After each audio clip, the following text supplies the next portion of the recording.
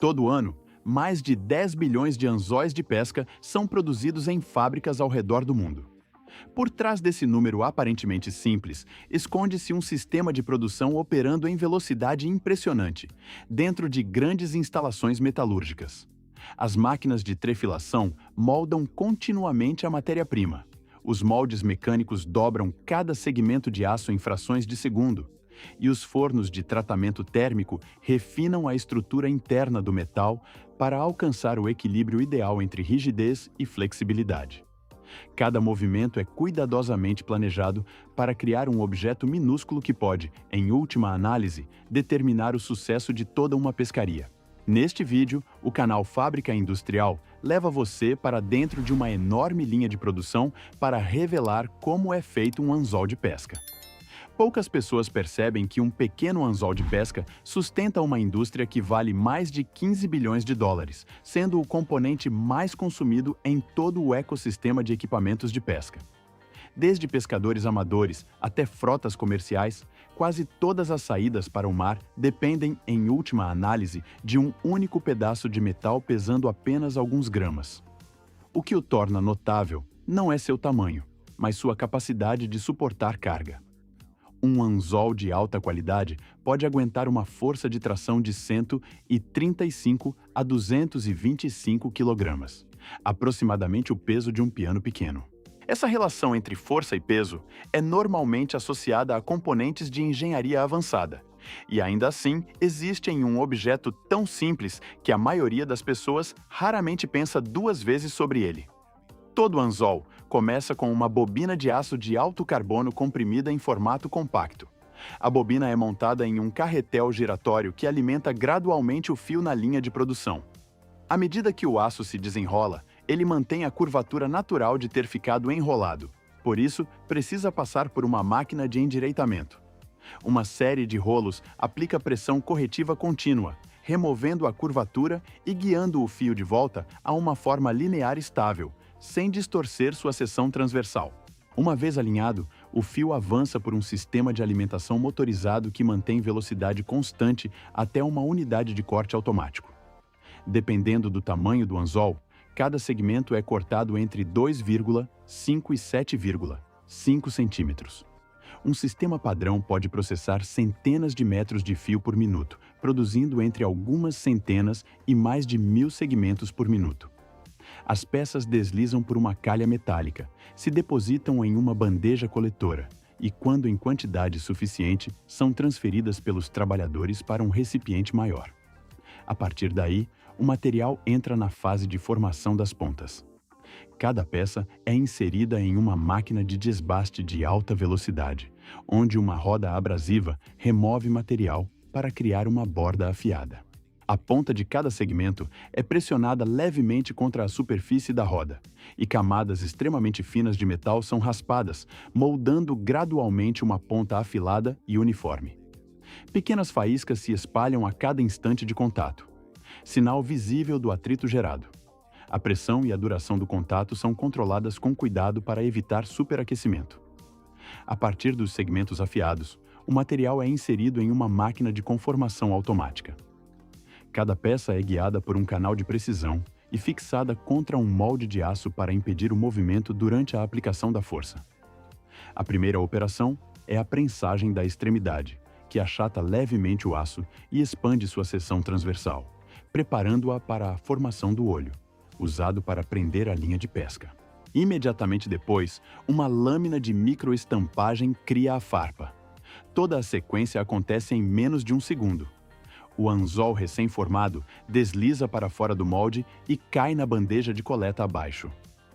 Com a conformação concluída, os anzóis entram em uma das etapas mais críticas do processo. Eles são carregados em uma esteira metálica e transportados por um forno contínuo de têmpera, onde as temperaturas chegam entre 760 graus Celsius e 870 graus Celsius. Nessa faixa, a estrutura cristalina interna do aço se transforma, permitindo que o material se reorganize em nível microscópico. Em seguida, os anzóis são resfriados rapidamente em ambiente controlado, fixando a nova estrutura e aumentando significativamente a dureza. Porém, o aço temperado por si só pode se tornar quebradiço. Para corrigir isso, os anzóis passam pelo revenimento. São reaquecidos a uma temperatura mais baixa para aliviar as tensões internas e restaurar um grau de resistência sem comprometer a dureza. Após esses ciclos térmicos, o óleo residual e os contaminantes são removidos, preparando os anzóis para o acabamento. Os anzóis avançam para a fase de acabamento superficial com um tratamento ácido, onde uma solução controlada remove camadas de óxido e impurezas deixadas pelo tratamento térmico. Com essa película removida, a superfície metálica fica quimicamente ativa, permitindo que o revestimento seguinte adira com firmeza. Em seguida, os anzóis são submersos em um banho de galvanoplastia que utiliza corrente elétrica para depositar uma fina camada protetora sobre o aço. O revestimento pode ser de níquel, níquel preto ou estanho, formando uma barreira contra a água e oxigênio. Essa sequência raramente ocorre uma única vez. Os anzóis geralmente atravessam vários tanques em ordem repetida: enxague, ácido, banho de chapeamento e enxague novamente, com etapas adicionais quando necessário. Ao final, os anzóis passam por uma zona de lavagem e secagem com ar quente, que elimina qualquer resíduo e evita oxidação. A superfície fica mais brilhante, estável e pronta para sua embalagem. Antes de sair da fábrica, cada anzol passa por inspeção visual da superfície. Amostras de cada lote são testadas em uma máquina de ensaio de tração, com forças aumentadas gradualmente até o limite de projeto, confirmando que os anzóis não se endireitam nem fraturam sob carga. A nitidez da ponta e o posicionamento da farpa também são verificados aleatoriamente para garantir consistência em toda a linha. Uma vez aprovados, os anzóis são contados automaticamente, embalados em caixas protetoras, etiquetados por código de produto e acondicionados em caixas de papelão, prontos para entrar nas redes de distribuição globais. Um pequeno componente pode esconder um sistema de engenharia inteiro por trás dele. Mas e a vara de pesca? A espinha dorsal de toda a configuração? Como ela é feita? Vamos descobrir. Os principais materiais usados no blank da vara são o pré-impregnado de fibra de carbono e o pré-impregnado de fibra de vidro. Fibras já impregnadas com uma resina termorreativa, projetada para endurecer sob altas temperaturas. Se essa resina permanecer em condições normais por tempo demais, pode começar a curar prematuramente e se tornar inutilizável. Por isso, todos os materiais são armazenados em câmaras frigoríficas abaixo de 0 graus Celsius e retirados apenas no momento exato em que são necessários. Assim que o pré-impregnado é retirado do armazenamento, o relógio começa a contar. O material é desenrolado sobre a mesa de corte, onde o técnico mede e alinha cuidadosamente as bordas antes de acionar o corte automático pré-programado. Cada ciclo processa entre 8 e 10 camadas de carbono ao mesmo tempo, mantendo produtividade sem abrir mão da precisão em frações de centímetro. A fibra de carbono raramente é cortada em linhas retas. É moldada em formas triangulares ou diagonais. Essa geometria controla como a força se propaga ao longo da vara quando ela se dobra sob carga. Um desvio de apenas uma fração de centímetro pode alterar completamente o ponto de flexão. O material é posicionado com precisão no mandril, um eixo de aço inoxidável que serve como molde interno para a conformação do blank. Ele é tratado com um agente desmoldante antiaderente para que, após o aquecimento, o blank possa ser separado de forma limpa e sem danos. Com o adesivo aplicado ao longo do eixo, o técnico usa um ferro aquecido para fixar a primeira camada de carbono com cola quente. Cada peça é alinhada cuidadosamente ao longo da linha central do mandril, esquadrejada nas extremidades e somente então fixada. Se a primeira camada estiver descentrada, toda a vara herdará esse desalinhamento. Nessa fase, não há robôs nem guias a laser. Tudo depende do olhar treinado e da experiência do técnico. Com o mandril na mesa de enrolamento, a vara começa a tomar forma.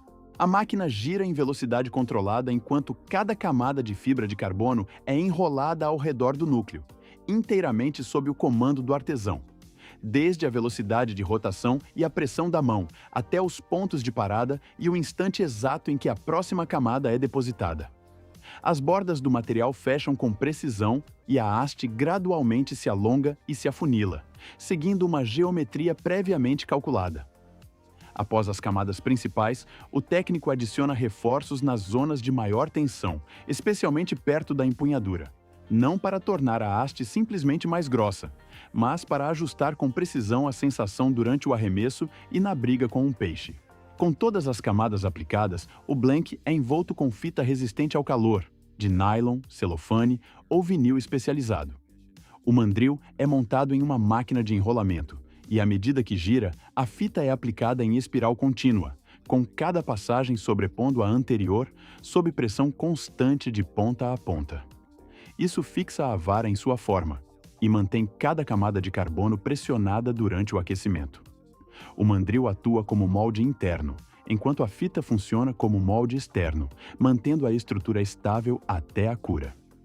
Os mandres, com os blanks, são pendurados em suportes e levados ao forno de cura, ajustado para cerca de 140 graus Celsius, com temperaturas mais altas dependendo do modelo. O ciclo é controlado por computador para garantir temperatura uniforme e estável durante todo o processo, com duração de aproximadamente 2 horas.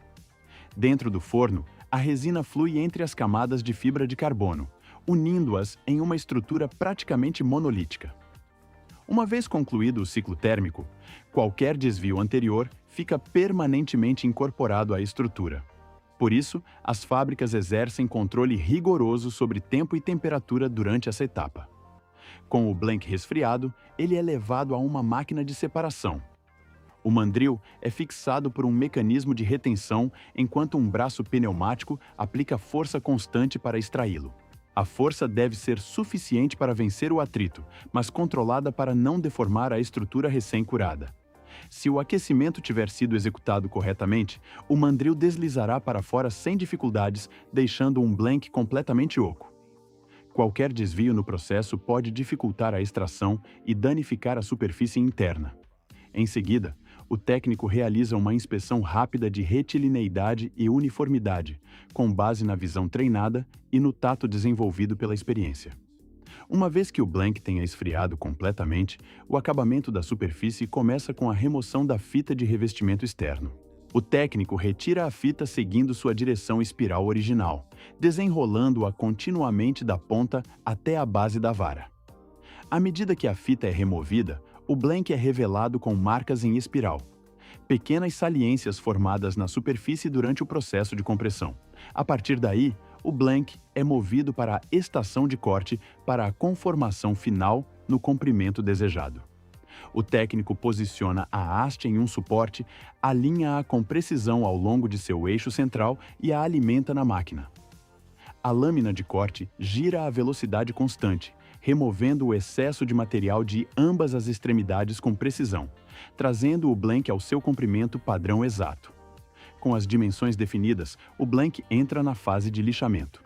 Primeiro, lixamento a seco para quebrar as saliências maiores, suavizar arestas vivas e remover as marcas superficiais deixadas pela fita de compressão. O técnico gira a haste uniformemente com a mão para garantir um tratamento uniforme em toda a circunferência. Depois disso, o blank é lixado com água, que reduz o atrito, remove o pó de resina e permite um controle mais preciso da pressão de lixamento. Após o acabamento superficial, as seções da haste são levadas à área de verificação de encaixe das juntas.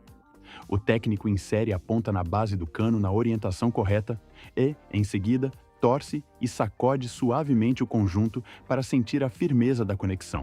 Uma junta que atenda às especificações deve encaixar de forma uniforme, sem folga, sem travamento e sem emitir sons ao ser movida. Um desvio de apenas 10 centímetros na junta pode interromper completamente a continuidade da transferência de força. Essa verificação é crucial. Assim que o encaixe é aprovado, as seções da haste são separadas novamente, agrupadas em pacotes por modelo e comprimento, presas com cuidado e enviadas para a oficina de pintura. Após a preparação da superfície estar completa, o blank da vara é transferido para a oficina de pintura. Ele é montado em uma máquina rotativa que aplica a tinta uniformemente em toda a circunferência. A primeira camada é tipicamente um primer branco ou de base, usado para unificar a superfície e realçar a vivacidade das cores nas camadas seguintes. Uma vez que a camada base esteja seca, o blank recebe sua camada de cor. Nessa fase, é comum o uso de tintas fluorescentes para melhorar a visibilidade durante o uso ao ar livre, especialmente em condições de pouca luz ou sobre a água. Dependendo do pedido, a haste também pode ser personalizada para atender às necessidades específicas do cliente. O processo termina com uma camada superior transparente de uretano, aplicada de forma uniforme para criar um acabamento liso que resista a arranhões, exposição ultravioleta e umidade da água salgada. Após a aplicação, a haste é colocada em uma sala de secagem, permitindo que o revestimento cure e se estabilize antes de passar para a próxima etapa. Após a conclusão do processo de pintura, o blank da vara é transferido para a área de montagem da empunhadura. Aqui, todos os componentes são instalados inteiramente à mão. O técnico aplica adesivo ao longo da superfície do blank e, em seguida, desliza cuidadosamente cada seção da empunhadura para a posição designada, de acordo com o projeto e o modelo. Os materiais das empunhaduras podem incluir espuma, eva, cortiça ou tubo termorretrátil. Em seguida, vem a instalação do assento do molinete, o componente que fixa o molinete de pesca.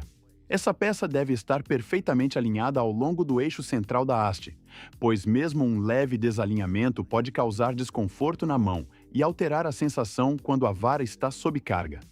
Uma vez que o assento do molinete esteja fixado no lugar, a extremidade inferior da vara é finalizada com uma tampa ou um suporte de gimbal. Nessa fase, o blank não é mais apenas um tubo composto liso. Ele começa a assumir o equilíbrio e as características táteis de uma vara de pesca acabada. Após o blank ter sido pintado e a empunhadura instalada, começa a fase de instalação das argolas. Primeiro, o técnico marca a posição de cada argola ao longo do comprimento da haste, de acordo com o layout do projeto. Essas marcas determinam o trajeto da linha de pesca e como a carga será distribuída ao longo da haste durante o uso. Cada argola é colocada em sua posição marcada e alinhada visualmente ao longo do eixo central da haste. Uma vez que a posição esteja correta, o técnico começa a enrolar a linha em torno do pé da argola. Uma mão segura a argola firmemente, enquanto a outra enrola o fio de maneira uniforme e firme para fixá-la ao blank. Cada volta deve encaixar perfeitamente ao lado da seguinte, sem espaços nem sobreposições. Após todas as argolas estarem fixadas com linha, o técnico realiza uma verificação visual final, ao longo de toda a disposição das argolas, confirmando retilineidade e equilíbrio antes de a vara avançar para a fase de acabamento. Após as argolas serem fixadas com linha, a vara entra na fase de revestimento epóxi. O técnico usa um pincel para aplicar a camada base de epóxi sobre cada enrolamento, garantindo que a resina penetre completamente na linha e adira com firmeza ao blank da vara. Assim que a camada base atingir o nível adequado, a haste é colocada em um suporte giratório, permitindo que a resina epóxi se nivele uniformemente ao redor de cada argola. Em seguida, as hastes passam por um fluxo de ar quente ou uma câmara de cura ultravioleta. A exposição ao calor e aos raios ultravioleta cura parcialmente a resina epóxi, estabilizando as camadas antes da aplicação das seguintes. Após esse conjunto inicial, uma camada final de epóxi é aplicada com pincel para criar uma superfície mais espessa, brilhante e durável. Em um único dia, a fábrica consome um volume muito grande de material de acabamento. Durante essa etapa, cada varal de secagem pode acomodar dezenas de varas simultaneamente, girando continuamente para garantir que a resina epóxi cure de forma uniforme. Após a conclusão de todas as etapas de montagem, a ponta e a base da vara são unidas pela primeira vez. O técnico insere a ponta na base, na orientação correta e aplica uma leve torção para verificar o encaixe da junta. A conexão deve estar equilibrada, sem ser nem frouxa nem apertada, e deve deslizar suavemente por toda a faixa de inserção. Por fim, toda a vara é limpa para remover impressões digitais, poeira e qualquer excesso de resíduo adesivo. A superfície é examinada uma última vez sob forte iluminação para detectar arranhões ou pequenas imperfeições. Quando todos os critérios são atendidos, a vara é etiquetada, colocada em uma capa protetora e embalada, pronta para sair da fábrica.